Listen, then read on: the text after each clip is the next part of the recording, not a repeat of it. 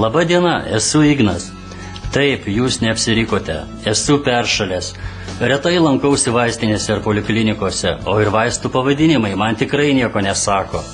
Namų vaistinėlėje vaistų visada yra, jais pasirūpina žmona. Tačiau būtent dabar ji išvykusi ir sveikata tenka rūpintis pačiam. Gerai, kad namuose yra kompiuteris ir internetas.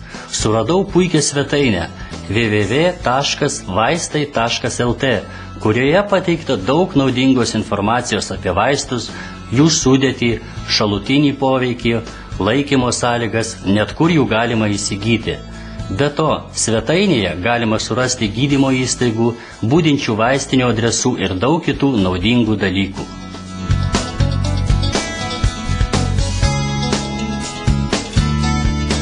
Manau, kad daugeliui pažįstama situacija, kai vaistinėlėje pamatai, kiek daug vaistų be pakuočių ir informacinių lapelių. Išeitis tik viena – paimti pirmus pasitaikiusius vaistus ir pradinėme svetainės www.vaistai.lt puslapyje, radus informacinį laukelį vaistų paieška, įrašyti vaistų pavadinimą ir spustelėti nuorodą ieškoti. Vaistų suradau. Pasirodo, jų galima įsigyti įvairaus dydžio pakuotėse. Pasirinksiu pirmąjį variantą, nes jis man labiausiai tinka.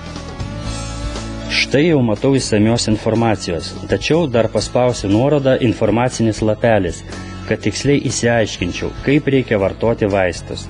Puiku, radau tai, ko reikia, bet gaila, mano turimų vaistų galiojimo laikas jau baigėsi. Teks pirkti naują pakuotę.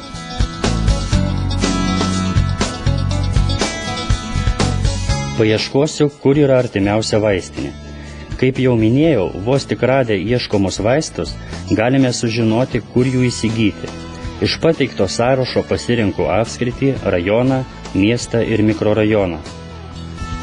Spusteliu nuorodą ieškoti ir jau matau sąrašą vaistinių, kur galiu nusipirkti būtent šių vaistų. Tikslius vaistinių adresus galima sužinoti paspaudus pasirinktos vaistinės nuorodą. Norėdami sugrįžti į pradinį svetainės puslapį, spaudžiame pasirinkčių juostoje esančią nuorodą Pradžia.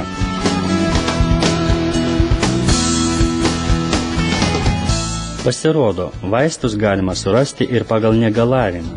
Tereikia pradinėme svetainės www.vaistai.lt puslapyje iš pateikto sąrašo įsirinkti aktualiausią.